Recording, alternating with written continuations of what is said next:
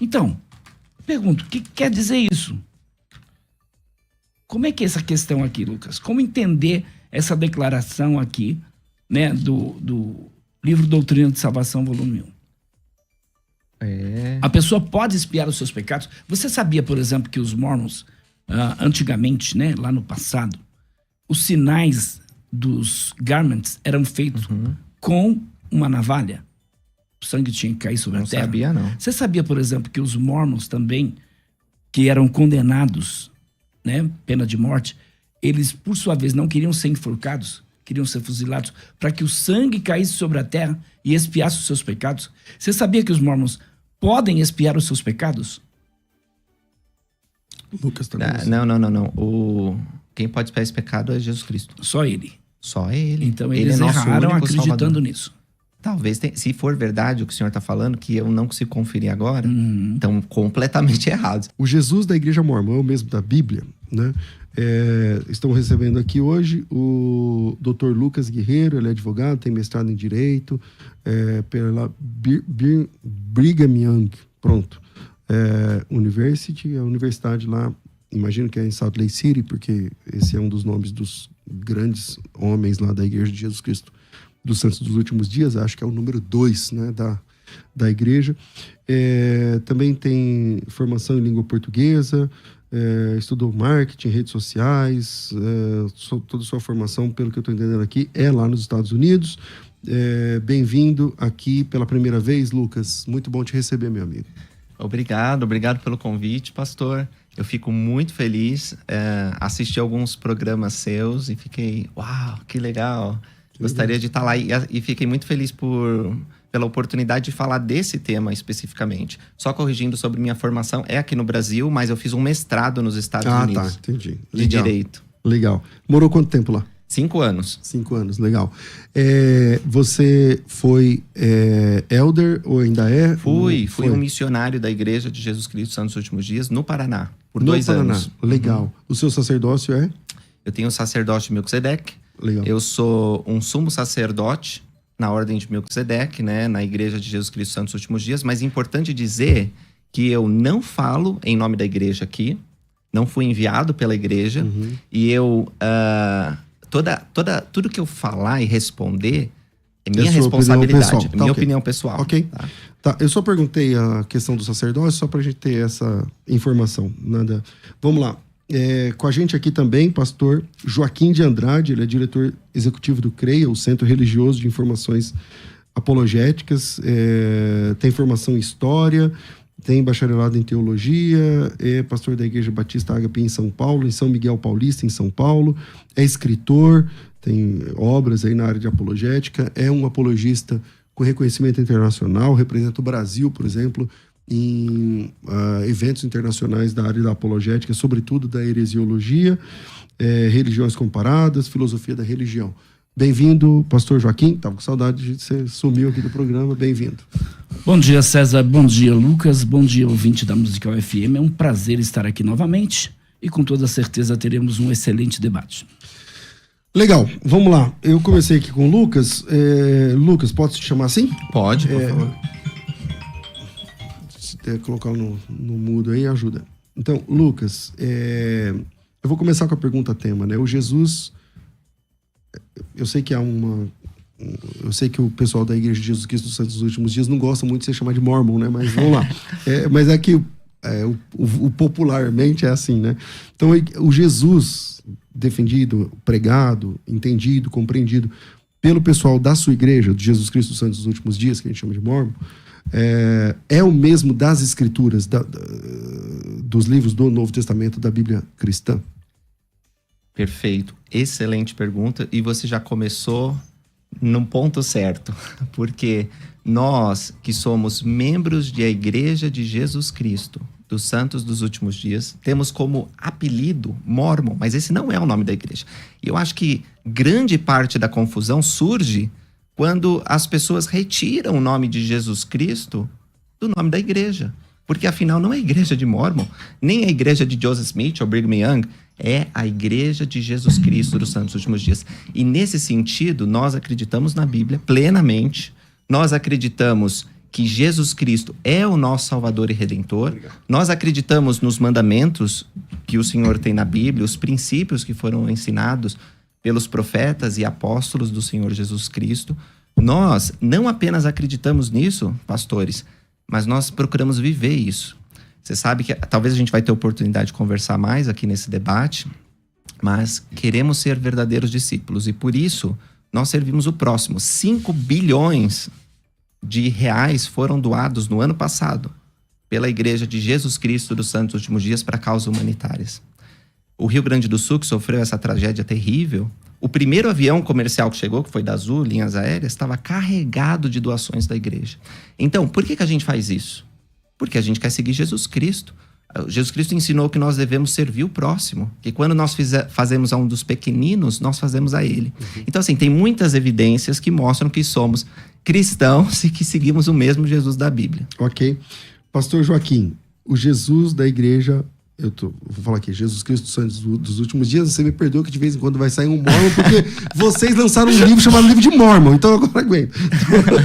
Tem razão, Joaquim, tem razão. O Jesus da Igreja de Jesus Cristo dos Santos dos Últimos Dias é o mesmo do Novo Testamento, das Escrituras Sagradas? Com toda certeza não, César. O Jesus do mormonismo é um Jesus muito diferente do Jesus do cristianismo.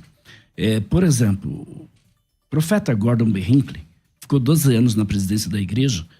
Ele declarou que os mormons acreditam em um Jesus diferente. Você já deve ter ouvido falar sobre essa citação do Gordon B. Hinckley. Ele disse assim: ao prestar testemunho de Jesus Cristo, então o presidente Hinckley falou sobre os que estão fora da igreja, que dizem que os santos dos últimos dias não acreditam no Cristo tradicional.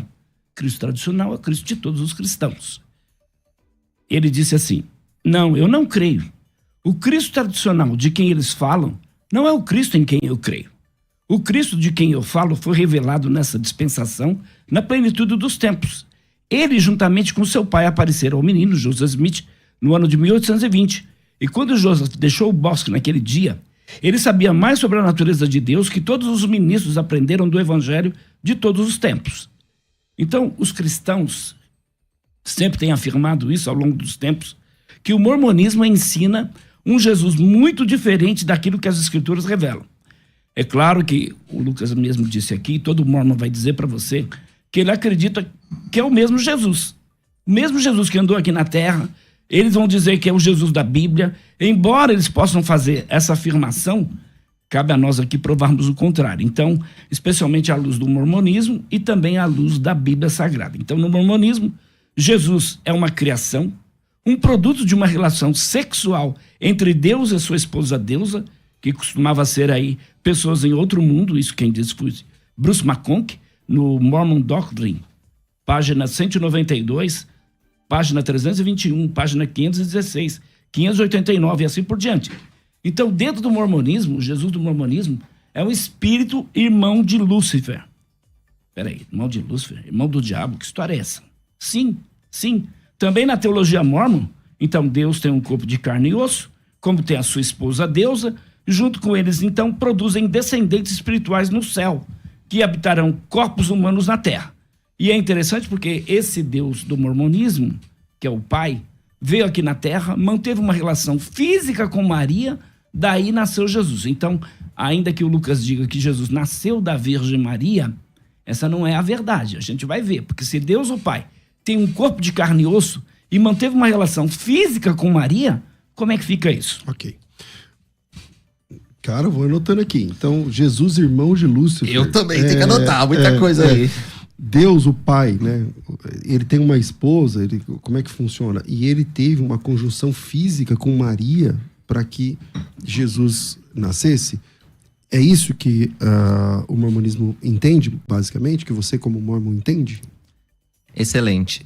Deixa eu começar, antes de responder, não vou fugir de nenhuma questão, tá bom? Mas eu preciso entender o seguinte, eu vim aqui para falar se o Jesus Cristo, da Igreja de Jesus Cristo dos Santos dos Últimos Dias, é o mesmo que está na Bíblia. Está na Bíblia. Tá certo? Isso. Esse é o tema do debate.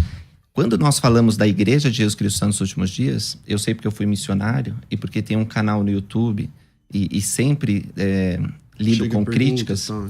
As pessoas vão falar de poligamia, elas vão falar sobre sacerdócio dado aos negros, porque que foi só em 1978. Tem muitas questões que são interessantes. E eu volto aqui para falar com vocês. Eu adoraria. Mas hoje, eu entendo, tirando dessa questão, que nós temos que centralizar em Jesus Cristo. Se nós somos ou não cristãos, e como o pastor disse, se você perguntar para qualquer membro da igreja, vão dizer que sim. E agora, o desafio que o pastor propõe é, não, eles não são, porque o Jesus que eu vejo na Bíblia, que outros cristãos, ele incluiu todos ali, né? É diferente. E aí ele usou uma citação do presidente Gordon B. Hinckley, que foi um dos presidentes da igreja, que nem Brigham Young, Joseph Smith, já faleceu, né? Que eu realmente desconheço, mas acreditando que seja verdadeira, o que eu posso dizer sobre isso é o seguinte: o Jesus Cristo que nós acreditamos é o mesmo da Bíblia, porém, ele continuou revelando a sua verdade em nossos dias. Nós acreditamos que Deus é o mesmo ontem, hoje e para sempre. Como ele trabalhava na antiguidade com profetas e apóstolos, ele o faz em nossos dias. O nosso cânone de escrituras não é fechado. Então, nós temos a Bíblia, o livro de Mórmon, e nós temos outras escrituras. E talvez ainda vamos receber mais. É por isso que quando o presidente Hinckley provavelmente falou isso, como o pastor está dizendo, embora eu desconheça essa fala, ele diz, olha, nós não acreditamos que Jesus Cristo encerrou o seu trabalho. Nós acreditamos que o trabalho dele não encerrou e o fato que prova isso é que ele apareceu ao menino Joseph Smith. Isso foi em 1820, ele tinha 14 anos de idade. E ele estava preocupado com as questões da alma dele. Como que eu vou ser salvo? Muitas das questões que nos afligem pessoas que vocês ensinam. E ele começou a investigar as religiões, mas não encontrou uma religião que satisfizesse as suas necessidades espirituais. Então ele abriu a Bíblia e ele leu em Tiago 1,5, que se alguém tem falta de sabedoria, peça a Deus, que a todos dá liberalmente. Recorreu à oração num lugar tranquilo e então uma manifestação extraordinária aconteceu. Deus, o Pai e Jesus Cristo desceram e falaram aquele rapaz desconhecido. Isso nós chamamos de primeira visão ou primeira visitação. E deu início, então, uma série de outras revelações que incluem, inclusive, a visita de um anjo que trouxe a localização de placas de ouro que deram origem ao livro de Mórmon. Acho que vocês estão familiarizados com essa história. Então, muitas coisas podem ser faladas sobre a Igreja de Jesus Cristo nos últimos dias, mas o que vocês me convidaram a dizer é se nós acreditamos na Bíblia, especificamente no mesmo Jesus que é mencionado na Bíblia. E eu digo com grande segurança, nós acreditamos plenamente na Bíblia. Acreditamos em tudo que Jesus disse, em tudo que ele fez. Mas adiciona a isso o que está lá no finalzinho de João, quando ele disse, pois muitas outras coisas que Jesus fez, que não estão escritas.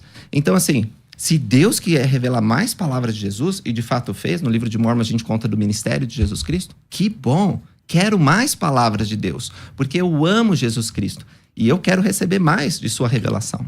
Pastor Joaquim. Então, o Jesus cristão, né? O Jesus de todos os cristãos espalhados pelo mundo inteiro é o filho literal de Deus. Nós sabemos que ele é filho unigênito de Deus. É isso que a Bíblia ensina. Agora, por outro lado, um Jesus, né, com a sua esposa deusa, que foi gerado na pré-existência. Um Jesus que é irmão de todos os espíritos, né? Nascido no céu, na pré-existência mortal. Um Jesus, né? Que é um Deus. Ele não é Deus, é um Deus. O Pai é outro Deus, o Espírito Santo é outro Deus, e o sonho de todo mormon é um dia ser Deus. Se forem perfeitos aqui na Terra, um dia serão Deus. Então, a Trindade, dentro do conceito mormonismo, né? Da Igreja de Jesus Cristo dos Santos dos Últimos Dias. Então, esse Jesus, ele, por sua vez, não faz parte da Trindade, porque a Trindade é Deus, é um ser que subsiste em 3 pessoas. Pai, Filho e Espírito Santo. São 3 pessoas, mas um só Deus. É interessante porque, dentro do mormonismo, então Jesus, ele além de nascido no céu, uma existência pré-mortal, ele não é um dos membros da Trindade. Ele é um Deus. Então, desde a eternidade, esse Jesus da Igreja Mórmon, ele então não existia de eternidade a eternidade, porque houve um tempo em que, como um ser espiritual, ele foi gerado. E essa eu diria que é uma breve comparação entre o Jesus da Bíblia e o Jesus do mormonismo. Além da questão da obra redentora de Cristo, porque a Igreja de Jesus Cristo dos Santos dos Últimos Dias não vê a obra redentora de Cristo da maneira cristã, da maneira histórica. O mormonismo ensina, então, que a redenção ocorreu primordialmente no Jardim do Éden, quando Jesus derramou seu sangue, em vez de ter ocorrido na cruz. E aí eu quero citar a citação do segundo profeta da igreja, Brigham Young, e também do apóstolo mormon Bruce McConkie. E Brigham Young disse assim: foi no Getsemane, nas ladeiras do Monte da Oliveira, que Jesus realizou sua perfeita obra redentora ao derramar seu sangue, mas mais ainda do que na cruz. E Bruce McConkie disse assim: onde, sob quais circunstâncias se deu o sacrifício redentor do Filho de Deus? Foi na cruz do Calvário ou no jardim Getsemane? É para a cruz de Cristo que a maioria dos cristãos olham quando focam sua atenção na infinita e eterna redenção. E certamente o sacrifício de nosso Senhor foi completo quando pelos homens ele foi erguido. Além disso, essa parte da vida do sofrimento de Jesus é mais dramática e talvez mais tocante à alma, mas na realidade a dor e o sofrimento, o triunfo e a glória da redenção ocorreram primordialmente no Getsemane. Isso está em Doctrine New Testament Commentary, volume 1, página 744. 774, perdão. Ok. Lucas. Eu não respondi algumas coisas que você tinha falado antes, e aí já vou aproveitar e emendar isso aí, tá, pastor? Primeiro do Elder Bruce R. McConkie. O Elder Bruce R. McConkie, ele é um teólogo incrível, tem muitas obras importantes, e ele falou muito, e na opinião de alguns até falou demais, né? Porque é difícil separar o que ele tá falando da doutrina e o que ele tá falando da opinião dele. Porque uma coisa é você pegar os sermões dele nas conferências gerais, que são as reuniões oficiais da igreja. E outra nos escritos. Se você abrir em vários dos livros que ele publicou, diz assim, ó, isso não é publicado em nome da igreja, é a opinião do autor. Parecido com o que eu tô fazendo aqui, né? Não é, assim, é alguém que viveu a vida inteira na igreja. Ele era um apóstolo mormon, ele era um se membro tornou, comum. ele se tornou um apóstolo da igreja de Jesus Cristo. Mas esses escritos antecedem isso. Mas assim, não que eu tô discordando do que ele falou, tá? Só quero colocar num contexto. Ele era autoridade na igreja ou não? Era autoridade. Ele se tornou autoridade quando ele se tornou um apóstolo. E a mesma coisa, Brigham Young e outros, assim, eles têm direito à opinião deles sem estabelecer a doutrina. A doutrina na igreja é estabelecida quando é apresentada uma escritura e ela é votada por toda a igreja. Assim, nós estabelecemos escrituras como Doutrina e Convênios, a Declaração Oficial 1 e 2, que fala da poligamia e do sacerdócio aos negros. Então, é assim, só porque não tem o mesmo peso doutrinário que você abrir no livro de Mormon ou em qualquer outro livro, certo? Agora, a questão, acho que é mais interessante falar da Trindade. Então, para vocês, só para entender, essa tríade de livros é o principal. O livro de Mormon, Doutrina e Convênios e Paradigma de Valor. Não, tem e mais. a Bíblia. E o profeta, assim, fora a Bíblia, eu tô dizendo fora a Bíblia. Sim. E os profetas vivos, o presidente da igreja, que hoje é um homem de quase 100 anos, presidente Russell Nelson. Quando ele fala, nós consideramos aquilo escritura. Não importa o que diz o livro de Mormon, não importa o que diz Doutrina e Convênios, não importa o que diz a Bíblia. Ele é a autoridade máxima. Ele é a autoridade máxima. Importa porque ele não vai falar nada contraditório àquelas escrituras. São inúmeras as contradições dos profetas com aquilo que diz o livro de Mormon, então, diz a Bíblia. Nós poderíamos discutir isso. Eu acho que seria interessante falar sobre os profetas vivos e a importância deles no plano de salvação. Contudo, para o nosso tema, não que eu queira fugir, mas eu acho que desvia um pouco. A gente pode marcar um outro tema, você tem razão. Desculpa. Mas olha, não, debate livre eu gosto. É a mesma coisa, se eu me exceder de um lado, vocês falam assim, ô Lucas, a gente tá falando disso. Aí eu volto, porque eu fico tão animado de falar as coisas que às vezes eu vou me perder também. Vocês falam, mas não foi isso que eu perguntei. Aí eu volto, tá bom? Mas adoraria voltar de novo. Então, primeiro, Jesus é irmão de Lúcifer. Sabe que essa não é uma questão ensinada na escola dominical, não é uma questão que o pessoal vai no púlpito, mas nós acreditamos nisso mesmo. Nós acreditamos que todos são filhos espirituais de Deus. Nós acreditamos, por exemplo, que Adão teve Abel e Caim. Caim decidiu seguir Satanás, se tornou perdição. Abel seguiu o evangelho de Deus, foi assassinado e depois a gente vê lá no final do Velho Testamento ele como anjo ministrador. Então, assim, o mesmo pai produziu 2 filhos distintos. Então, nós acreditamos que como filhos espirituais de Deus, Lúcifer não foi uma coisa que Deus criou, mas ele foi gerado, como todos nós espiritualmente, e infelizmente, se rebelou contra Deus. Se tornou Satanás. E como fala na Bíblia, vocês tiveram um debate sobre isso há pouco tempo, eu vi. Eu quero assistir inteiro. Lá em Isaías fala que ele caiu, Apocalipse também fala que o dragão e 1/3 dos filhos de Deus, nós acreditamos nisso, ele se tornou inimigo da humanidade. O que a pessoa fala, eu tentando pensar assim, né? Quando acusam a gente, você fala que Lúcifer e Jesus Cristo são irmãos, é que eles querem ver uma associação, como se nós colocássemos as características semelhantes de Jesus e Satanás junto. Não tem nenhuma associação entre o mal e o diabo. Acusaram Jesus quando estava aqui na terra de ser associado ao diabo. Mas isso não tem nada a ver uma coisa com a outra. Jesus é luz, salvação, Satanás é condenação, miséria. Então, assim, não vejo problema, isso não está na Bíblia realmente, que Jesus e Lúcifer são irmãos. Mas como eu falei para vocês que acreditamos em revelação viva, Deus pode revelar coisas que estão além do texto bíblico. E, inclusive, a Bíblia não é contra isso. Porque a Bíblia, ela não fala que é um livro fechado. A Bíblia, ela mostra vários livros que não estão lá, não se encontram lá. Tem uma lista aqui de livros que não estão lá. E outra coisa que a Bíblia diz, que não há limites para se fazer livros. Está em Eclesiastes, no último capítulo, depois que o pregador viu que vaidades era tudo aqui nessa terra, ele caiu em si. E ele percebeu que não era assim. Então, nos últimos capítulos, ele vê que vale a pena seguir Deus. E ele diz, não há limite para se fazer livros, nós temos que temer a Deus. Então, visto tudo isso, essa questão é insignificante de Satanás e Jesus serem irmãos. Hoje eles não têm nenhuma associação. Um é o mestre da salvação e outro é o mestre da condenação. Ok, pastor Joaquim. Inclusive o mormonismo diz que houve uma reunião dos deuses no céu mórmon, e aí Lúcifer, que é espírito irmão de Jesus segundo Lucas, e o mormonismo, então Lúcifer apresentou um plano para salvar o planeta Terra. Mas os deuses mórmons não apoiaram o plano. Mas Jesus também apresentou um plano nessa reunião de deuses. E é interessante porque os deuses mórmons apoiaram o plano do Jesus mórmon. E aí Lúcifer, espírito irmão de Jesus, segundo o mormonismo, se rebelou e aí se tornou Satanás. Mas eu pergunto para você, você não falou sobre isso. Não há nenhuma evidência bíblica, cristológica, nenhuma igreja cristã defende, por exemplo, que a redenção se deu no jardim do Getsemane. Não foi lá no jardim do Getsemane. Lucas capítulo 22, versículo 44. E posto em agonia, orava mais intensamente. Seu rosto tornou-se em grandes gotas de sangue que corriam até o chão.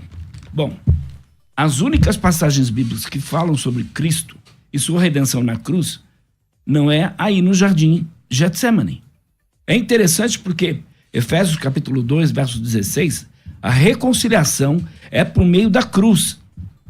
Diz assim, e reconciliar com dois em corpo por meio da cruz, pela qual ele destruiu a inimizade. Colossenses 1:20.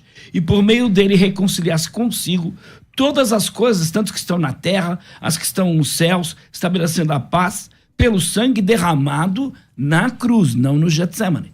Aí, Lucas, eu te pergunto, porque entre aquilo que diz o mormonismo, aquilo que diz a Bíblia, você fica com quem? Eu fico com os dois. Até porque a Bíblia e a Igreja de Jesus Cristo Santos dos Últimos Dias têm harmonia, a verdade não se contradiz. Mas é uma excelente questão e eu estava seguindo aqui, né? Eu ainda tenho que falar da Trindade, que você mencionou, mas eu já posso pular para a expiação de Jesus Cristo, que é o sangue de Cristo. O que salva, pastor, vocês sabem, pelo menos eu acho que vocês acreditam assim, vocês podem me corrigir se eu estiver errado, quem salva é o sangue de Jesus Cristo. O que salva é o sangue de Jesus Cristo. Não é o objeto cruz, não é que seja o jardim lá do Getsemane, podem ter sido lugares sagrados. Queria muito visitar Jerusalém, ainda não tive lá. Mas com essa guerra aí eu não consegui. Fui para Dubai, estava perto, mas a guerra aí não deu. Tive que voltar.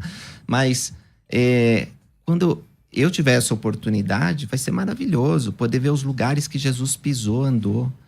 Mas apesar de ser um lugar santo, a gente sabe que não tem nenhum poder para nossa salvação aquele lugar. Então, assim, nós acreditamos que Jesus realizou seu sacrifício infinito e eterno na cruz do Calvário.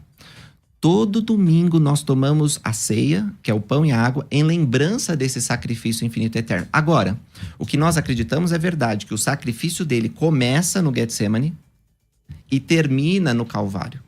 No sentido de que ele começa a expiar pelos nossos pecados, dores, e No ele Getsemane. termina... Isso, no Getsemane. E ele termina na cruz do Calvário.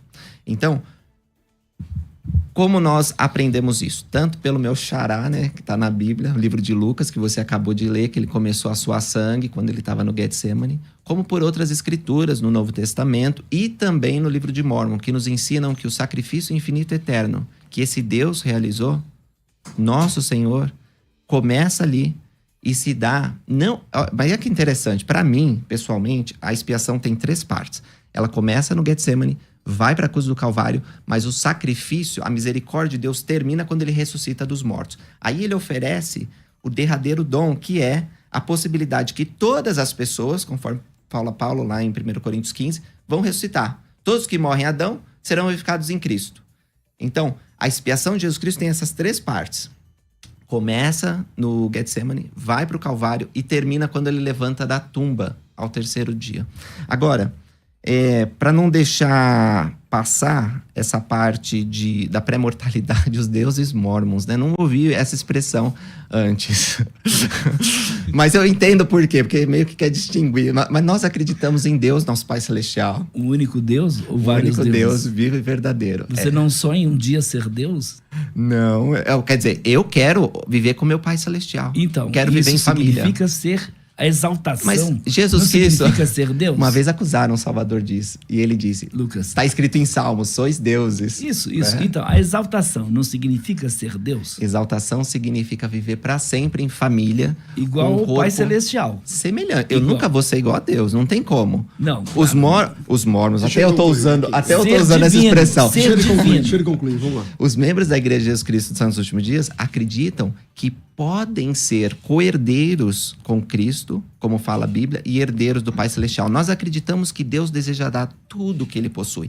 Então, nesse sentido, assim, a grosso modo, explicando bem rapidamente, nós podemos sim nos tornar deuses, mas nós não seremos nunca como nosso Pai Celestial, como Jesus Cristo, porque ele é o nosso Pai, Criador de todas as coisas. Sempre estaremos numa condição bem diferente dele. Mas nós acreditamos que podemos ver no mesmo reino e tendo características parecidas. Joaquim, vamos finalizar. Eu comecei com quem?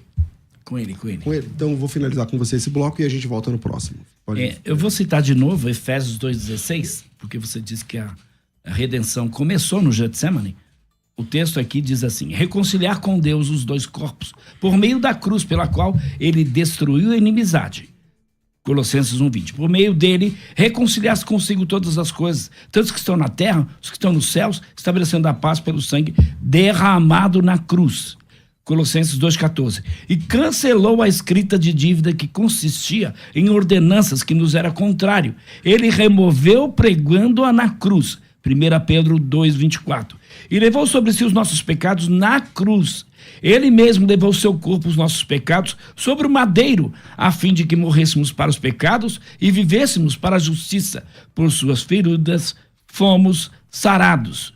Então, é interessante isso porque se nós somos reconciliados por meio da morte de Cristo, decorrida na cruz, é o que diz também Romanos 5,10, se quando éramos inimigos de Deus, fomos reconciliados com ele mediante a morte de seu filho, mas quanto mais agora, tendo sido reconciliado, seremos salvos por sua vida. Mas agora ele os reconciliou pelo corpo físico de Cristo, mediante a morte, para apresentá-los diante dele santos, inculpáveis, livres de qualquer acusação.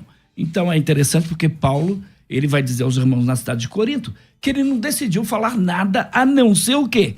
O Cristo crucificado, não o Cristo do Getsemane que você está colocando aqui. É o Cristo crucificado. Paulo e nenhum escritor menciona nada, nenhum de Jesus ter tomado sobre si os nossos pecados no Getsemane. Então, onde foi que Jesus comprou a igreja com o seu próprio sangue, conforme Atos 20, 28? Foi na cruz, não foi no jardim. Isso é muito importante a gente salientar aqui, porque a propiciação é o quê? É o sacrifício que aplaca a ira. Então, o sacrifício de Jesus na cruz foi exatamente isso, uma propiciação. Foi na cruz onde Jesus levou em seu corpo os nossos pecados. Então, ele tornou-se uma propiciação, o sacrifício pelos nossos pecados. E é interessante porque isso é um evento público, como Paulo vai dizer lá em Romanos 3:25. Deus o ofereceu como sacrifício para propiciação mediante a fé pelo seu sangue. Bom, a gente vai pro intervalo e a gente volta na sequência. Rafa, solta o intervalo aí e a gente volta já. Eu volto aqui a palavra com o pastor Joaquim, porque vou ser tendencioso, tô brincando. Volto com você, Lucas. Gostei. Quer dizer... Você até assustou, né? Até assustei, opa! Não, mas o pouco que eu conheço de vocês, já vi que vocês são super gente boa. A gente tava conversando aqui antes de começar o programa. E embora seja um nome debate, parece que vai ter um confronto, eu me sinto muito tranquilo aqui. Debate das ideias, né? Não concordamos com algumas coisas, então eu penso assim por causa disso. Você pensa assim por causa disso. E é maravilhoso a gente viver num país de liberdade religiosa, onde a gente pode se expressar livremente e defender nossa crença. Você pode chegar pra mim, sua crença é errada, você vai pro inferno. E é sua liberdade religiosa falar isso. Desde que não me ataque, não é? Pessoalmente, exatamente. Pessoalmente. E adoro poder falar sobre Jesus Cristo e sobre a expiação, que para nós, da Igreja de Jesus Cristo Santos dos Últimos Dias, é a coisa mais importante. Quero mostrar algumas escrituras rápidas do livro de Mórmon que enfatizam um ponto que você mencionou, pastor, sobre a cruz. Quando Nefe, que é o primeiro livro que a gente encontra no livro de Mórmon... Aliás, quem quiser o livro de Mórmon, pode pedir lá no Vinde a Cristo e os missionários vão levar de graça para você. Você já tem, né, livro de Mórmon? Sim, tem. Provavelmente vocês já têm. Mas, enfim, para quem quiser, é de graça. E ali, Nefe, ele diz o seguinte: o anjo falou-me dizendo, isso está em 1 Nefe 12:16. Eis a fonte de água suja que teu pai viu, ou seja, ele viu as iniquidades. E a névoa de escuridão... Opa, mudou aqui. 1 Nefe 11:31. Ele tem a visão... Vai descobrir o que é a névoa lá. Mas eu quero falar sobre Jesus Cristo. Diz aqui. Aqui a página virou. Virou na hora que eu... E olhei e vi o Cordeiro de Deus caminhando entre os filhos dos homens. Vi multidões de pessoas doentes e aflitas com toda espécie de moléstias e com demônios e espíritos imundos. E o anjo falou-me e mostrou-me todas essas coisas e foram curadas pelo poder do Cordeiro de Deus. E aconteceu que o anjo falou novamente dizendo, olha, e olhei e vi o Cordeiro de Deus ser levantado pelo povo. Sim, o Filho de Deus eterno. Foi julgado pelo mundo e vi e testifico. E eis que eu, Nefe, vi que ele foi levantado na cruz e morto pelos pecados do mundo. Depois que ele foi morto, vi multidões da terra reunidas para combater os apóstolos do Cordeiro. Ele tem essa visão 600 anos antes de Cristo. A cruz, ela é importante na nossa doutrina. Nós sabemos que Jesus Cristo realiza seu sacrifício nesse lugar, na cruz do Calvário. E a expiação, nós acreditamos que é esse sacrifício divino feito por um Deus é válida por causa do sangue de Jesus Cristo. Não necessariamente pelo lugar, mas a cruz ela tem um simbolismo importante para todo mundo cristão e para nós também. Quando Jesus Cristo aparece nas Américas, esse é outro ponto, hein? Que Jesus Cristo ele ministrou aqui nas Américas. Ele diz o seguinte, quando ele se apresenta ao povo: eis que vos dei meu evangelho, este é o evangelho que vos dei, que vim ao mundo para fazer a vontade de meu Pai, porque meu Pai me enviou. Meu Pai enviou-me para que eu fosse levantado na cruz, e depois que eu fosse levantado na cruz, pudesse atrair a mim todos os homens, a fim de que assim como fui levantado pelos homens, assim sejam os homens levantados pelo Pai, para comparecerem perante mim, para serem julgados por suas obras. Então veja, o livro de Mórmon está de acordo com a Bíblia, testifica que Jesus Cristo tinha que ser sacrificado e tinha que ser morto pelos pecados do mundo e que a cruz tem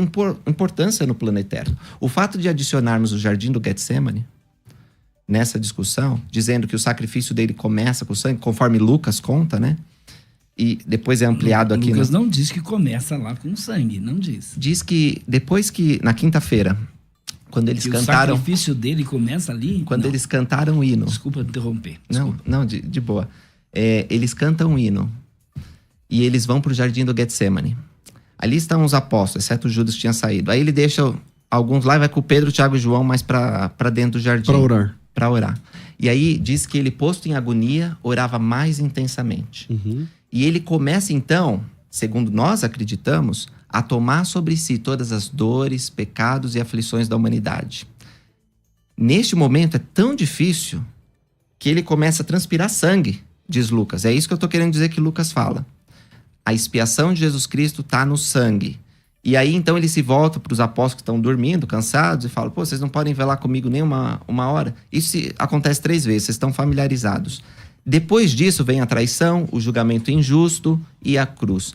Este momento de sofrimento que começa na quinta-feira de manhã e vai acabar na sexta-feira ao pôr do sol, é quando Jesus Cristo sofre, e para nós entendemos como eventos conectados, né? Tá. Você lembra a oração dele? A oração Nesse momento? de Jesus Cristo? É. Sim. Inclusive, passe de mim é esse muito... cálice, então... Exatamente. mas- Para ver o tamanho da dor que ele ia, Ok. que o próprio Deus, né, que é Jesus Cristo, nós consideramos Deus. Ele diz: Pai, se possível, passe de mim esse cálice, mas seja feita a tua vontade. Ok. E ele bebe até a última gota. Ok, pastor Joaquim. Bom, acho que está bem claro para os nossos ouvintes que o Deus, né, o Jesus e tudo mais, é totalmente diferente do Jesus da Bíblia. Por quê? Porque a Bíblia, em Isaías 43, verso 11, diz que há somente um Deus. Isaías 44, 6, Isaías 44, 8, Isaías 45, verso 5. Né? Então a Bíblia é muito clara. Antes de mim, Deus nenhum se formou. Depois de mim, Deus nenhum haverá. Ouve, Israel, o Senhor nosso Deus é o único Senhor. E aí vai. Agora, quando eu pego aqui o livro de Abraão, no livro Doutrina e Convênios, capítulo 4, no verso de número 3, e eles, entre colchetes, está aqui, os deuses disseram: haja luz, e houve luz. E eles, entre colchetes de novo, os deuses, compreenderam que a luz, porque ela brilhava, e eles dividiram a luz, ou fizeram com que ela fosse separada das trevas. E os deuses chamaram, e aqui já não está mais entre colchetes, e os deuses chamaram a luz dia e as trevas chamaram noite. E aí vai. Então, eu tenho inúmeras citações no Doutrina e Convênios, né, neste livro aqui, que é dos Mormons, mostrando o quê? Deuses. Aí eu te pergunto, Lucas, você é monoteísta ou politeísta? Sou. Isso é importante, porque todos os cristãos são monoteístas. Uhum. E aí, eu quero citar aqui ainda, né, o ensinamento aqui, diz assim: Deus já foi como nós somos agora, um homem exaltado, e está entronizado acima dos céus. Imaginávamos que Deus era Deus desde a eternidade, mas vou refutar essa ideia, retirar o véu para que você possa ver. O Pai tem um corpo, está aqui no Doutrina e Convênios também, tem um corpo de carne e osso, tão tangível como o do homem. E aí, assim sabemos que ambos, o Pai e o Filho, são homens perfeitos em forma, estatura, cada um deles possui um corpo tangível de carne e ossos. Isso disse James Talmage. E aí é interessante porque a gente vê, por exemplo, falando sobre Jesus, que é o nosso tema aqui, Jesus, então, para você, nasceu de uma virgem, você disse isso, né? Sim. O mormonismo diz o contrário. O nascimento do Salvador foi tão natural como o dos nossos filhos. Foi o resultado de uma ação natural. Ele compartilhou carne e sangue. Foi gerado por seu pai, assim como nós somos gerados pelos nossos pais. Isso está no Jornal de Discurso, volume 8, página 115. Cristo foi gerado por um pai imortal, da mesma forma que os homens mortais são gerados por pais mortais. Isso quem disse foi Bruce McConkie. Mas Isaías capítulo 7, verso 14, diz que Jesus nasceu da Virgem. Então Jesus é o Filho eterno, é a segunda pessoa da Trindade. Ele possui duas naturezas. Então ele é Deus encarnado e ele é homem. Então é o Criador de todas as coisas, ele não foi criado. E aí vem essa declaração que você mesmo colocou aqui, que ele literalmente é espírito, irmão de Lúcifer, uma criação. Você crê que Jesus é criado? Rapaz, é muita. É muito, mas Tem eu que gostei. tabular isso aí. Por exemplo, eu notei aqui. Vocês são monoteístas ou politeístas? Se são Monoteístas. monoteístas, como explicar o livro de Abraão, capítulo 4? Certo. Porque lá fala deuses ali Exatamente. e tal. Outra pergunta. Deus já foi como nós, né? Como seres humanos. O pai tem corpo, porque textualmente ele citou lá os documentos. E o nascimento de Jesus, ele foi gerado a partir de sexo também? Como que funciona Deixa eu essa começar questão? pela outra, Vamos você vai lá. me lembrando. Tá, eu anotei aqui. A concepção, nós acreditamos que é um milagre. Maria ficou grávida sem necessidade de relação sexual, ela continuou virgem. É parte da nossa doutrina que ela era virgem quando ficou com José, né? Casou com José. Então, mas ela já estava grávida do Filho de Deus. Então, nós não acreditamos numa relação sexual entre Deus e Maria. Isso daí Talvez até tenha sido a opinião de alguém, mas não é da Igreja de Jesus Cristo Santos dos Últimos Dias. Doutrina da Igreja. Não é doutrina. Eu, pessoalmente, acho isso esquisito demais, porque ia tirar o milagre único, né? Que foi o nascimento de Jesus Cristo. Então, eu não acredito nisso e não encontro nas obras padrão da Igreja, Livro de Mórmon, Bíblia, Doutrina e Convênios, Parábolas de Grande Valor, nada disso. Mas... Tá no jornal de discurso, ou não? Talvez esteja. Eu não tenho esse documento, Volume mas não 8, página 115. Não é uma doutrina da Igreja. Não está nas Escrituras. Talvez seja a opinião dele. E se você voltar para a citação, tentei prestar atenção bem, ele não fala... Ele fala que foi um processo natural, não é isso? Isso foi tão natural Pois como dos nossos filhos. Como uma mulher fica grávida hoje? Seu pai se relacionando com a sua mãe. Essa é uma maneira. Não é um Mas processo natural? Existem É um outras processo maneiras. natural ou é sobrenatural? Não, é natural. Mas existem outras maneiras Sua mãe hoje em permaneceu dia. virgem? Não, claro que Não, não. por isso que o Jesus Cristo é um milagre. Foi uma coisa diferente de todas as outras. Por isso que você fala, Então, é Deus, estranho o pai para mim. não veio aqui e bateu na Não. porta de Maria O que fala as e se Escrituras? relacionou com ela? Não, você pode ir na escola dominical, você pode ir no seminário para os jovens, no instituto, todas as oportunidades de estudar a Bíblia, que a gente tem muitas. Inclusive, saiu uma pesquisa no Pew Center que o povo que mais estuda a Bíblia lá nos Estados Unidos são os membros da Igreja de Jesus Cristo Santos dos Últimos Dias. E você vai aprender, pergunta para qualquer jovem, como é que foi? Ele vai dizer, uma sombra desceu, a envolveu, e por milagre, que nós não sabemos explicar esse milagre, ela ficou grávida do Filho de Deus. Agora, a Trindade, que é um outro tema muito importante. Como nós vemos a Trindade? Nós vemos que Deus o Pai tem um corpo, sim, de carne e ossos. Deus o Filho, hoje, tem um corpo de carne e ossos, afinal ressuscitou. E o Espírito Santo, que é um personagem de espírito, não tem um corpo de carne e ossos. Nós acreditamos que eles são a Divina Trindade, cada um com um papel importante. O Pai é quem nós dirigimos nossas orações. É o Pai e o Criador de todas as coisas. O Filho é o Redentor, o Mediador. E o Espírito Santo tem a função de testificar a verdade, tanto do Pai quanto do Filho. Então, é importante. A gente não ora para o Espírito Santo, a gente não ora para Jesus Cristo, a gente ora para Deus. E eu acho que a Trindade ela é muito clara na Bíblia. Olha o batismo de Jesus Cristo, lá em Mateus. Cristo está na água sendo batizado por João Batista. São 3 deuses ali? São, claro. 3 deuses. Você acha que Jesus Cristo não é Deus? 3 deuses. Não é Deus, Jesus Cristo? Ele Precisa saber isso. É um só Deus. Opa, peraí. Todo o cristianismo. Mas o Pai, o Filho e o Espírito são 3 deuses ou não? Não, 3 Oxe. pessoas. 3 pessoas. Mas são 3 pessoas divinas? Deus é um ser que subsiste em 3 pessoas. Olha só. O Pai é Deus, o Se Filho Jesus é Deus, Cristo- o Espírito Santo é Deus. Não são 3 deuses, porque isso, Lucas, é politeísmo. Não, calma. Não é Nós politeísmo. cremos em um só Deus, Então, que peraí, subsiste vamos em entender. 3 pessoas. O monoteísmo defende a ideia de que existe uma só divindade. Existe um único ser, Deus. Deus. O monoteísmo clássico. Os cristãos são tradicionalmente considerados monoteístas. Correto. Cremos numa única divindade. Acontece que na sintonia fina, essa divindade que é única se apresenta a partir de 3 pessoas. O Pai, o Filho e o Espírito Santo. Mas há uma certa incoerência, a nosso sentir, de dizer que eles são deuses à parte um do outro. Porque se o Pai é um Deus, o Filho é outro Deus, o Espírito Santo é outro Deus, então são 3 deuses. Então não dá pra... É uma conta que não fecha dizer assim, eu creio nesses 3 deuses, mas não sou politeísta. Entendi a perspectiva. Então é uma questão mais dessa... De hermenêutica. Mas olha assim, ó.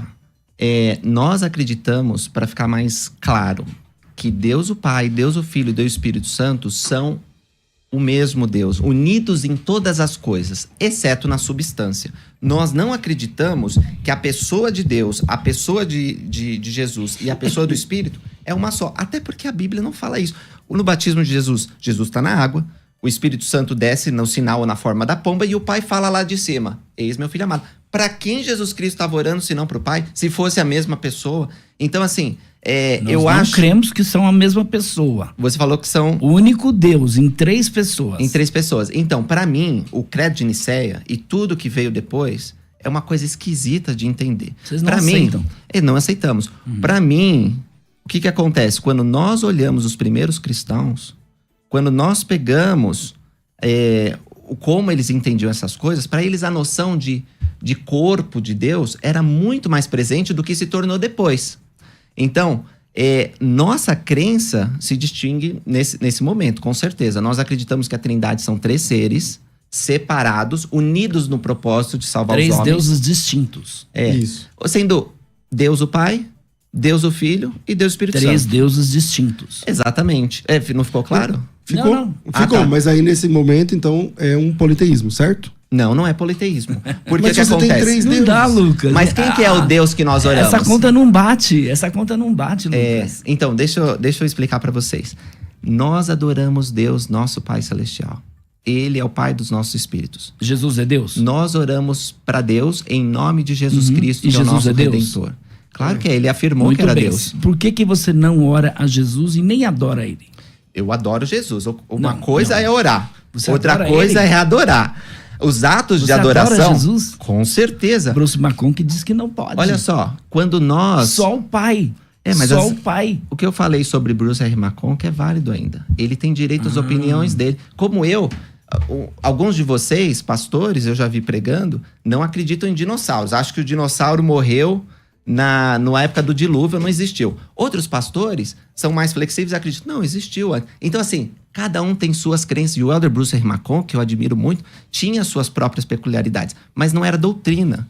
Então, assim, você pode recorrer a todos eles e quando for doutrina eu vou identificar. Ok, isso é. Como eu estou dizendo para vocês sinceramente, nossa doutrina da Trindade é a seguinte: Deus o Pai é o único Deus sobre todas as coisas. Por isso somos monoteístas. Resolvido. Agora, o Espírito Santo testifica do Pai e do Filho, porque o Filho é que traz a salvação. Então, dizer que eles são deuses não significa que eles estão no mesmo status de Deus o Pai, mas que eles têm atributos da divindade. Ó, bom, vamos fechar esse bloco e a gente volta pro último, que vai ser menor. Já tá acabando? Pois é, cara. pena. Joaquim, fecha aí, por favor. Ó, a Trindade é a doutrina que existe somente um Deus em todo o universo e que ele existe simultaneamente em 3 pessoas eternas, o Pai, o Filho e o Espírito Santo. A Trindade dentro do mormonismo, na realidade, são 3 deuses distintos, o Pai, o Filho e o Espírito Santo. E é interessante porque o fato de que esses são 3 indivíduos diferentes, fisicamente, distintos um do outro, e é demonstrado pela citação aí dos registros, né, das intervenções divinas com o homem. Isso disse James Talmage. É autoridade, não?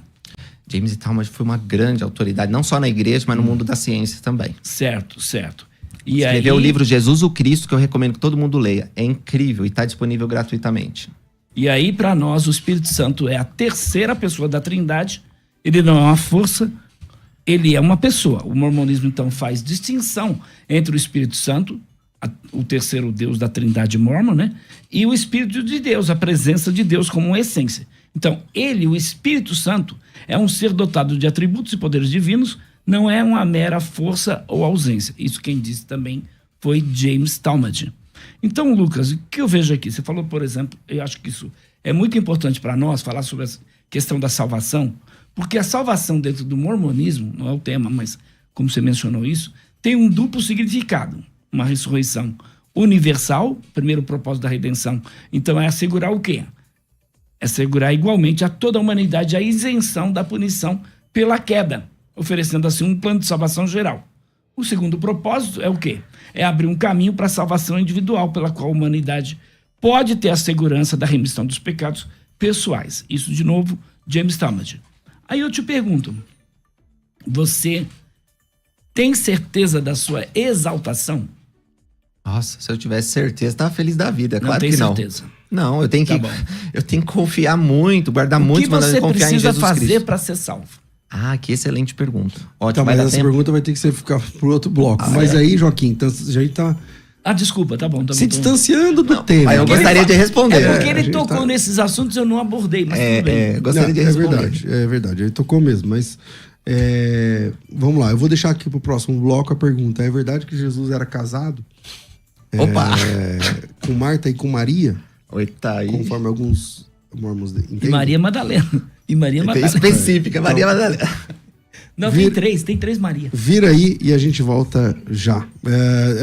A gente volta só pelo YouTube, tá, gente? Então, a gente para agora pela rádio, segue a rádio programação normal e a gente volta somente pelo YouTube. Vem pro YouTube você que quer continuar esse papo com a gente. Vai. Obrigado, pessoal da rádio, por acompanhar. Tchau, tchau. Maravilha. Deixei a pergunta aí no último bloco, né? Essa ideia de que, e aí?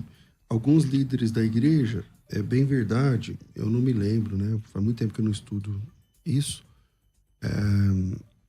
De pelo menos na tríade de livros, e aí eu falo tríade de livros com todo respeito, né? O livro de Mormons, Partilha de Valor, Doutrinas e Convênios, que são os materiais considerados como sendo escrituras também para os Mormons, diferente de outros tantos livros. Mas há uma ideia, sim, dentro do mormonismo, como um todo, inclusive defendido por líderes importantes, de que Jesus, sim, era casado, né? E com mais de uma esposa. Lucas, tá com você.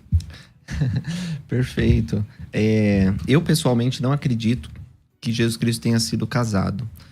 Foi descoberto recentemente, não recentemente, já faz uns anos aí, um pergaminho, né, apócrifo, que falava que Maria teria sido esposa. Tem essa teoria aí de que Jesus tinha saído. A gente não acredita em nada disso. Agora, existem sim algumas declarações de líderes antigos da igreja falando sobre que Jesus Cristo teria sido casado. O casamento tem uma importância muito grande na igreja de Jesus Cristo Santos dos Últimos Dias. As famílias têm uma importância muito grande.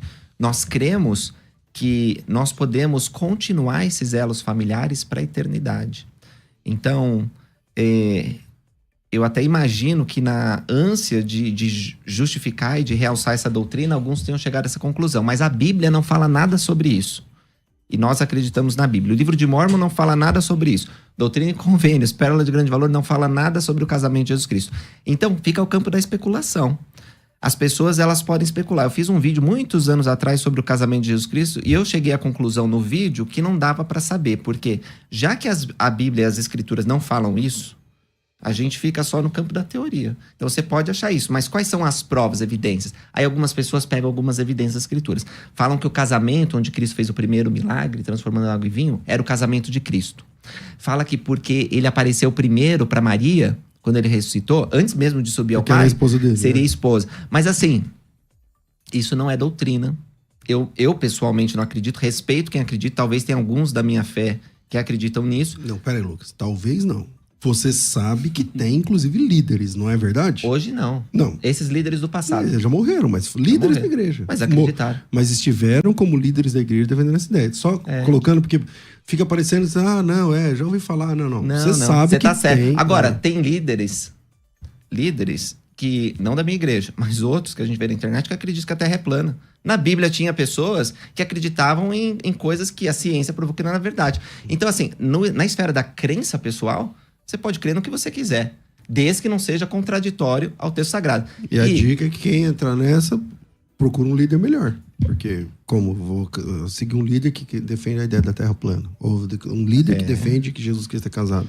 Pois é. Assim, o fato de Jesus Cristo ser ou não casado, eu não vejo nenhum problema teológico. Porque se ele deixasse filhos, ele teria um problema, porque ele tem o sangue divino. Agora, o debate, mais uma vez, não é sobre isso, não estou preparado para falar sobre isso, nem tenho as declarações. Eu sei que alguns falaram sobre isso no passado, mas eu não tenho aqui comigo as declarações para ver como é que foi. Eu, pessoalmente, fiz esse vídeo acho que 5, 6 anos atrás, colhi essas coisas na época e não tenho essa certeza. Mas, assim, não muda nada o fato de que somos cristãos.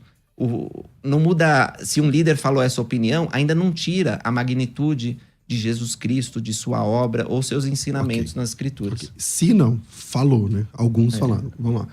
Pastor Joaquim. Muito bem. A gente sabe que o mormonismo ensina um Jesus, um Salvador insuficiente. Por que isso? Tá aqui, ó. É interessante, no livro Doutrina e Salvação. É autoridade para a igreja, não? Doutrina e Salvação foi escrito por Joseph Fielding Smith, que foi presidente da igreja. É autoridade. Sim. O homem pode cometer... Não, esse daí... Ele foi depois.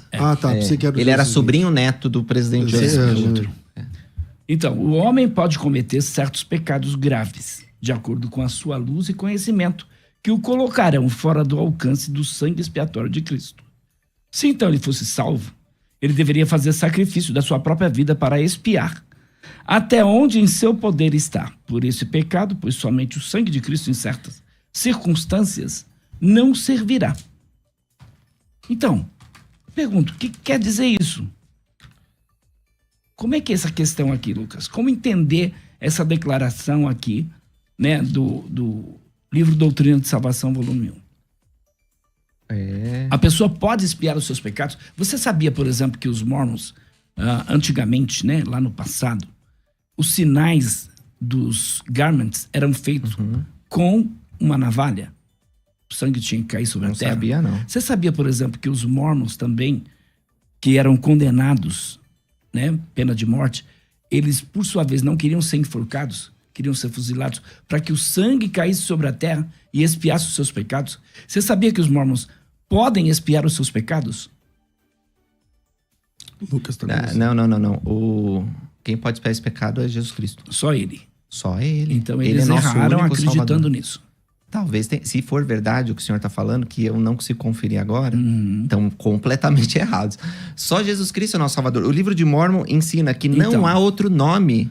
Isso pelo é importante o que você está dizendo. Se Jesus é o único Salvador, O único mediador. e ele veio para me salvar. Sim, O sacrifício dele foi completo na cruz. com certeza. Mas você não tem essa certeza. Por quê? Não, o que acontece? Você perguntou... a pergunta do que fechou o bloco. É. A gente passou para o casamento de Jesus e eu esqueci. Eu não tenho certeza que vou para o céu, porque quem pode me garantir isso é Jesus Cristo. Ele virou pro ladrão que estava na... Ele é o teu Salvador. Ele é meu Salvador, meu Redentor.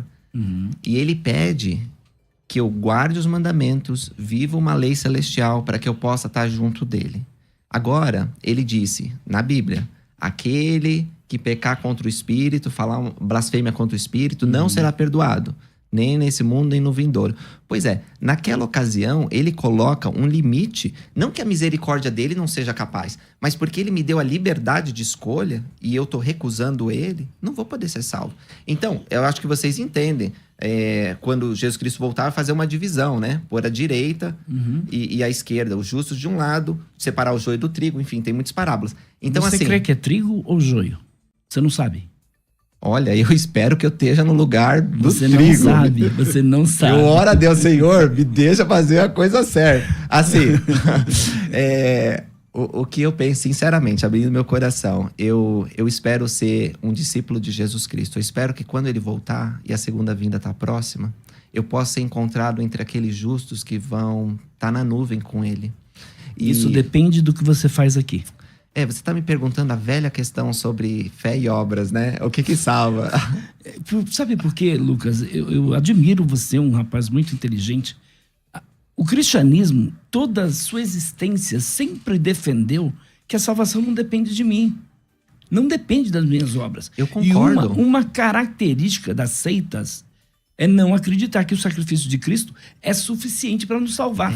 Então, os mormons dizem, nós cremos na salvação pela fé, depois de tudo que tivermos feito. Mas você sabe que... Eu não tenho que fazer nada, ele já fez por mim. Concordo. Um dos líderes da igreja, o presidente Dieter F. Uchtdorf, né, que ele é um apóstolo, um alemão apóstolo, ele disse, nós não podemos comprar a salvação com a moeda da obediência. É só o sangue de Jesus Cristo que nos salva. Nós cremos na graça dele, mas cremos também com a Trindade. Gostei dessa frase. De uma certa diferença, né? Tem algum na minúcia aí, a gente tem alguma diferença. Tiago. O livro de Tiago é tão importante para nós, não só porque trouxe a restauração do evangelho. Joseph Smith leu Tiago 1,5 e ele pôde perguntar a Deus qual era a verdade. Convido todas as pessoas também a orarem para saber se nós estamos falando a verdade ou não, sem depender de qualquer influência, né? Mas perguntar direto a Deus. Tiago tem a discussão sobre fé e obras lá. E eu acho uma discussão tão legal. Inclusive, foi o programa que eu vi do começo ao fim, que eu vi vários, né? Tentei ver vários antes de vir pra cá. Mas tem um de vocês que vocês falam sobre isso, fé e obras. E acho uma discussão tão rica e tão importante. Lá, Tiago fala que não é apenas a fé, mas nós precisamos das obras. Agora, por mais que nossas obras... salvo? Para agradar a Deus e ser salvo. Não. Agora, aí que tá o truque, né? Jesus Cristo, nosso Pai Celestial, em última instância, não quer apenas que entremos no reino do céu. Ele quer que vivamos com ele. As leis celestiais que ele nos deu, batismo, receber o dom do Espírito Santo, perseverar até o fim cumprindo o mandamento do dízimo, da palavra de sabedoria, todos os mandamentos que ele nos deu, servem para que nós nos preparemos para viver com ele para sempre. Então, não faria sentido, eu penso, tantos mandamentos, a gente tomar cuidado com como a gente fala, a gente cumprir a lei da castidade, não adulterar. Todos esses mandamentos, eles têm algum valor. Eles têm não muito tomar valor. café, tô brincando. Nós não tomamos café. Não beber Coca-Cola. Olha só, xarope. Coca-Cola. tentaram mas me aí foi enganar só aqui, uma hein? só uma Tentaram me enganar aqui. Joaquim, volto com você. A gente, claro, eu quero, acima de tudo, manter essa amizade com o Lucas. Não quero ser hostil, não quero ser agressivo, né? A gente sabe que o Lucas é uma pessoa honesta. Eu percebo essa honestidade em você, Lucas. Apesar de você estar equivocado com relação a alguns ensinamentos bíblicos, né? Porque a Bíblia diz que o sangue de Jesus, seu filho, nos purifica de todos os pecados. Então a gente, claro, porque nós somos salvos, vamos andar na luz. E aí diz, se andarmos na luz como ele na luz está, temos comunhão com os outros e o sangue de Jesus nos purifica de todo pecado. Então a salvação, Lucas, eu até quero mudar o tema aqui, né? Assim, só para explicar isso para você, porque você não tem certeza da vida eterna. Jesus diz, quem crê em mim, passa da morte para a vida. Quem crê em mim, tem a vida eterna. Deus amou o mundo de tal maneira, deu seu Filho unigênito para que todo aquele que nele crê não pereça, mas tenha a vida eterna. Então a vida eterna é hoje. Você pode ter essa certeza hoje. Se você confessar os seus pecados, ele apaga, ele perdoa os teus pecados, escreve o teu nome no livro da vida e te dá a vida eterna. Então, você pode ter essa certeza que eu tenho, que o César tem, que todo cristão tem. Um cristão que não tem certeza da vida eterna, me desculpa, ele nunca nasceu de novo.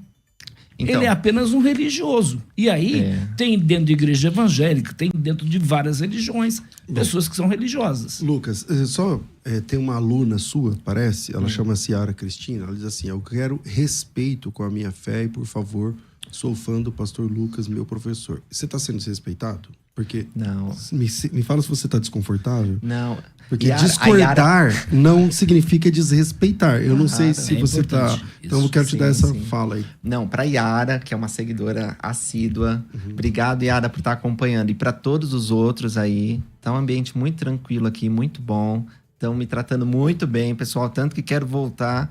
Mas assim, é normal discordar no campo das ideias. Mas nós não estamos nos agredindo aqui. E eu respeito integralmente o pastor quando ele diz que não acredita que eu estou errado. Afinal, a gente precisa dessa liberdade religiosa, senão a gente não pode nem pregar. Nós enviamos tantos missionários. Eu fui um missionário em Curitiba por 2 anos, né, no Paraná. E assim, encontrava pessoas que aceitavam e pessoas que não aceitavam. Mas elas tinham... a Igreja de Jesus Cristo dos últimos dias nasceu assim. Porque... segundo o livro do Mormon lá, o menino garoto começou a discordar e começou a orar e depois começou... Ele perguntou a Deus Pai a qual das igrejas ou das religiões, das seitas, ele deveria se unir. Deus disse nenhuma, por quê? Porque todos os credos eram uma abominação.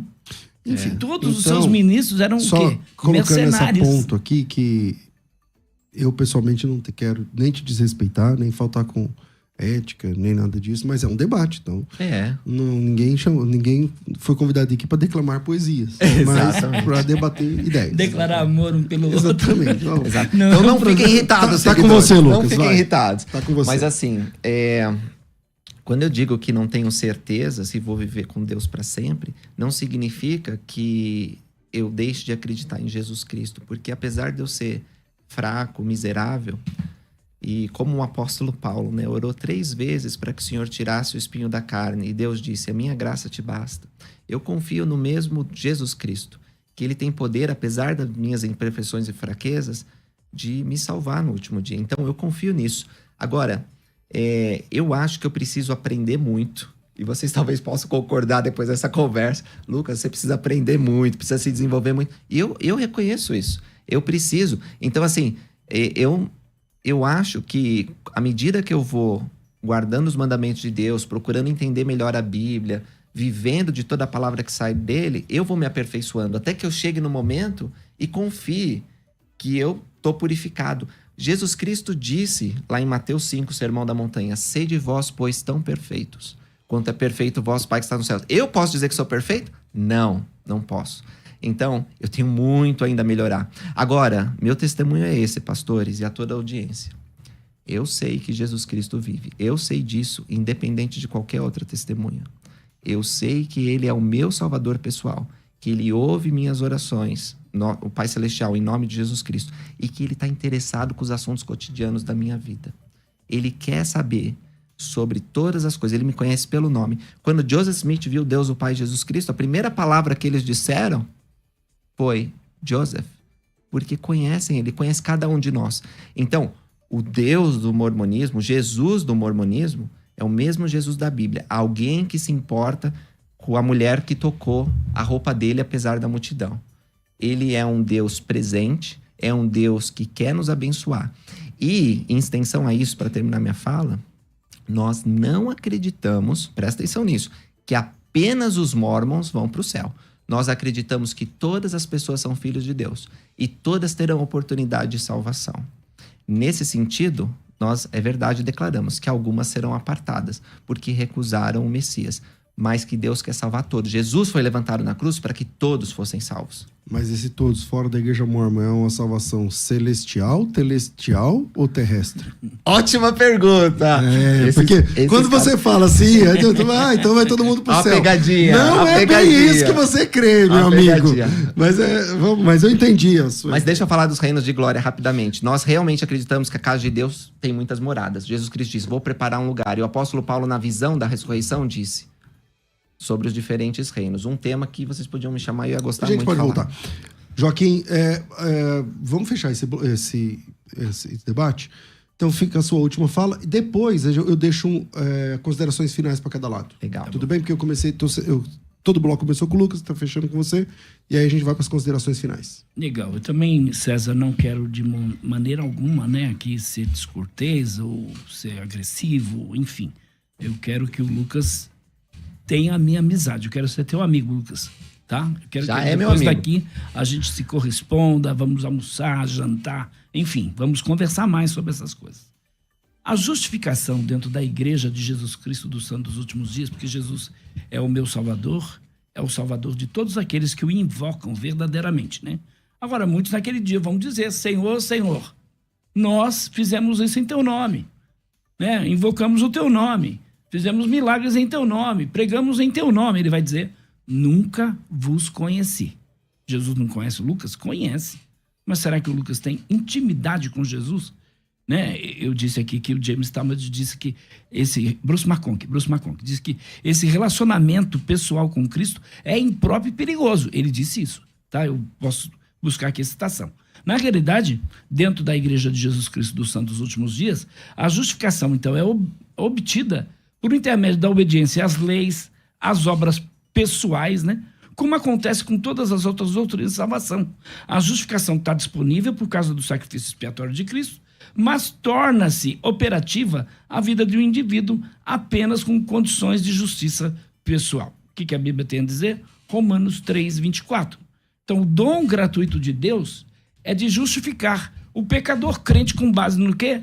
No sacrifício dele, no trabalho dele, nas obras dele, no dízimo dele, nada disso. Ninguém vai chegar à presença do Pai Celestial por intermédio das suas obras. Então, denota que um ato de proferir justiça, absolvição, sendo justificados, como diz Romanos, livremente por sua graça, através da redenção que está em Cristo Jesus. A redenção está em Cristo Jesus. Bom, vamos lá de vinheta de considerações finais, Rafa. Considerações finais. Debates. Rafa, antes das considerações, vamos soltar pelo menos uns 2 áudios? Temos áudios? Então, o que o ouvinte que acompanha a gente pensou aí? Solta aí.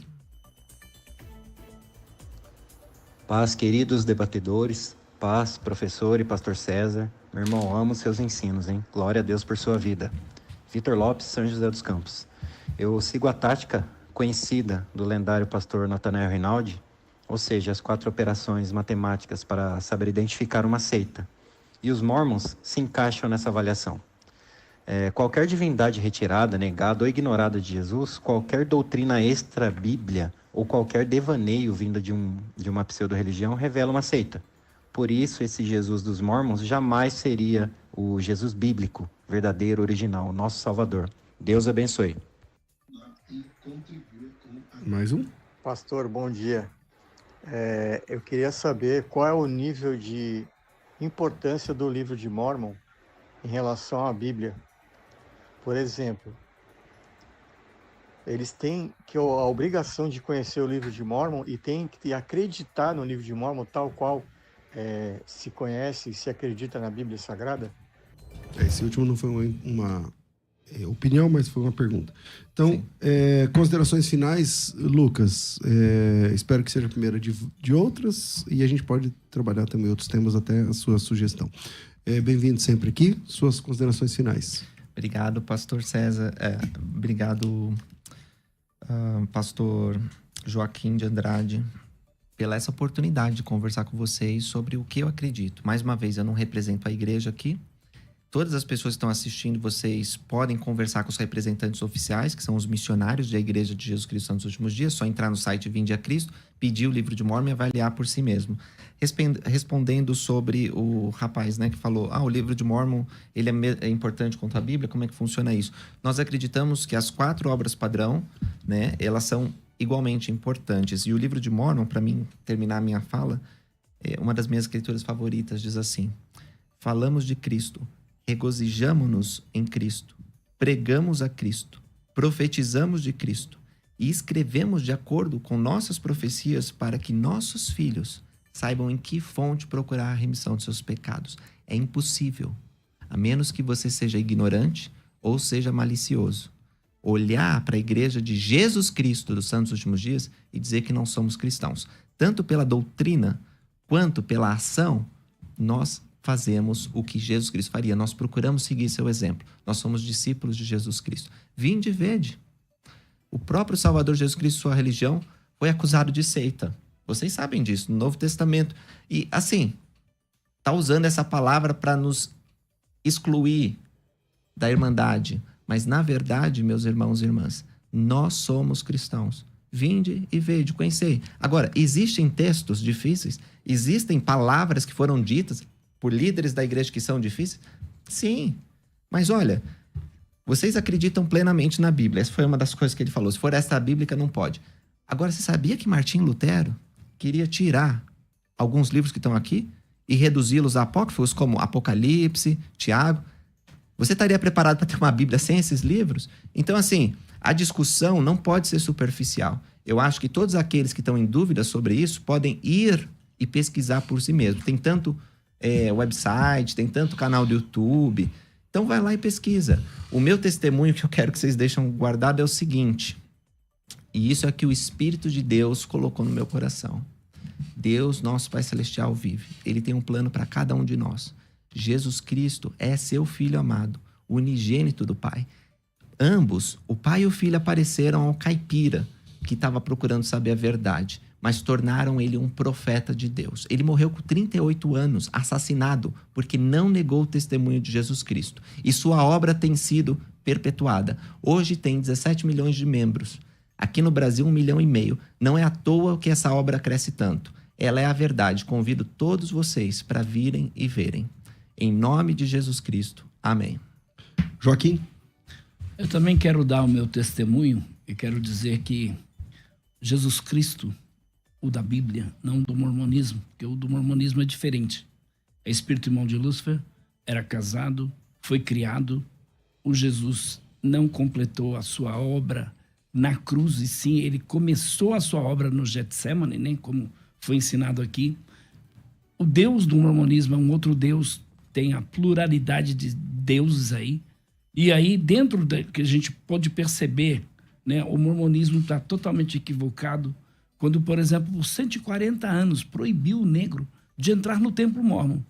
Quando, por exemplo, por 140 anos proibiu o negro de usar o garment, de receber a autoridade do sacerdócio dentro da igreja. Então, isso aí é uma outra questão, mas esse é o mormonismo. Você que vai aí ligar, que vai entrar no site, que vai adquirir o livro de Mórmon, presta atenção aonde você está entrando. Tem muitas coisas boas dentro do mormonismo? Claro que tem.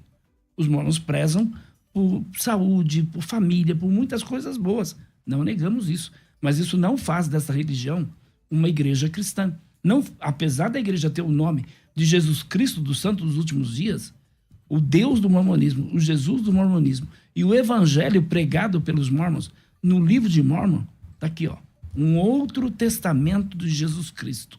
Um outro testamento. O apóstolo Paulo, ele chegou ao ponto de dizer aos irmãos na Galácia: ainda que eu mesmo, ou um anjo vindo do céu, vos anuncie um evangelho que vá além do que temos anunciado, seja anátema. Então, que evangelho é esse que está sendo anunciado? Vocês viram aqui. É um Jesus diferente, é um Deus diferente, é uma literatura diferente, porque o Mórmon crê no livro de Mórmon, Doutrina e Convênios, Pérola de Grande Valor, e ainda tem a palavra do atual profeta. Se nós analisarmos as palavras dos profetas mormons, quando, por exemplo, Brigham Young, o segundo profeta da igreja, diz que sem a poligamia ninguém alcançaria exaltação. Tanto é que lá em Utah tem os seguidores de Brigham Young. Os caras são polígamos. Tem 4, 5 esposas. Isso está correto? Claro que não. Não é isso que Deus planejou desde o princípio. E aí, dentro desse conceito que nós estamos colocando do cristianismo, o cristianismo prega que a salvação está na pessoa de Jesus, no relacionamento pessoal com ele. Que quem crê nele tem a vida eterna. Então, não é aqui, eu não sou melhor do que o Lucas, eu sou um pecador. Como ele, todos nós somos pecadores, não dependemos da nossa justiça, dependemos da justiça de Cristo, que é imputada em nós. Por intermédio dele, nós somos salvos. Então, se você quer obter a certeza da salvação, viva uma vida para Deus, entrega o teu caminho a ele. Nasça de novo, tem que nascer de novo, porque religião, seja evangélica, seja qual for, não vai levar ninguém para o céu. Mas um relacionamento pessoal com Jesus vai te dar a vida eterna. Se você quer essa vida eterna, peça perdão, entrega seu caminho a ele e confia nele. Finalizamos mais um debate na expectativa de quero mais, tá certo? Vamos ver se a gente marca outros encontros para falarmos também, aprofundar outras doutrinas e tal. É para isso que serve o programa de debate. Eu fico por aqui.